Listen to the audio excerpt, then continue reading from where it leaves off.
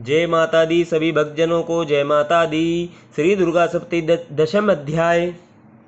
ऋषि बोले, अपने प्राण प्रिय भाई निशुम्भ की मृत्यु देखकर, इस प्रकार सेना को भी मरता देखकर कुपित होकर शुम्भ कहने लगा, अरे दुष्ट दुर्गे, तू बल के घमंड से गर्व मत कर। अरे अभिमानी, तू तो अन्य स्त्रियों के बल के सहारे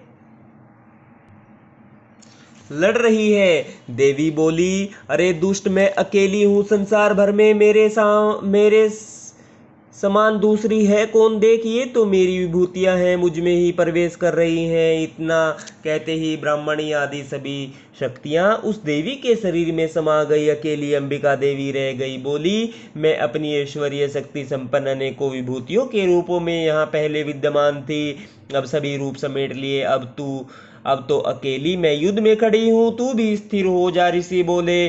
तब सभी देवता तथा असुरों के देखते देखते देवी और शुंभ इन दोनों में युद्ध छिड़ गया। तीखे बाणों की वर्षा तथा भयंकर अस्त्र शस्त्रों से उन दोनों का युद्ध सभी लोगों के लिए भयंकर प्रतीत होने लगा।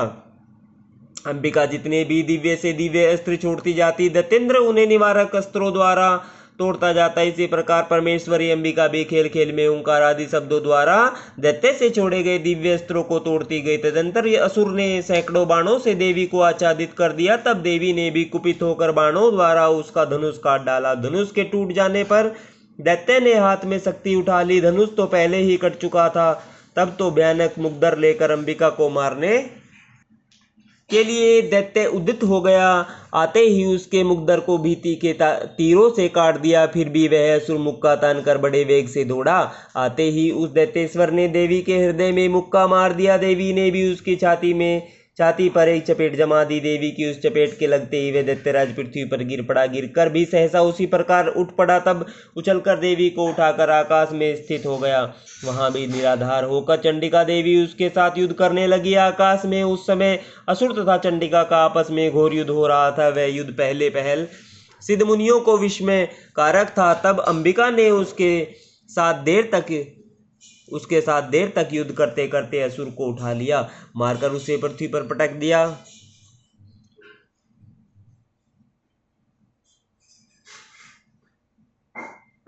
देवी द्वारा पटका हुआ वह पृथ्वी पाकर खड़ा हो गया। घूसा तानकर वह दुष्ट देवी को मारने की इच्छा से बड़े वेग से दौड़ा। तब उस असुरराज को आता हुआ देखकर देवी ने उसकी छाती में त्रिशूल भोंक दिया और पृथ्वी पर गिरा दिया। देवी के शूल से एकसत विकसत होकर पृथ्वी पर पड़ते ही इसके प्राण निकल गए। इसका गिरना भी समुद्र द्वीप एवं पर्वतों के साथ सारी पृथ्वी को हिला देने वाला था। उस दुरात्मा के मरते ही सारा जगत स्वस्थ एवं प्रसन्न हो गया। आकाश भी बहुत साफ दिखाई देने लगा। पहले जो उपद्रव मेघ उठ रहे थे तथा उल्कापात हो रहे थे, वे सभी शांत हो गए। उसकी मृत्यु होते ही सभी देवताओं के मन प्रसन्न हो गए। गंधर्व मनोहर गायन करने लगे। दूसरे गंधर्व बाजे बजाने लगे। अप्सरागण नाचने लगी। वायु पवित्र होकर चलने लगी। सूर्य साफ होकर चमकने लगा। शांत हुई अग्निशालाओं की अग्नियां जलने लगी। दिशाओं की भयंकर आवाजें शांत हो गई। जय माता दी भक्तजनों, आज हमने दुर्गा सप्तशती के 10वें अध्याय का आनंद लिया है।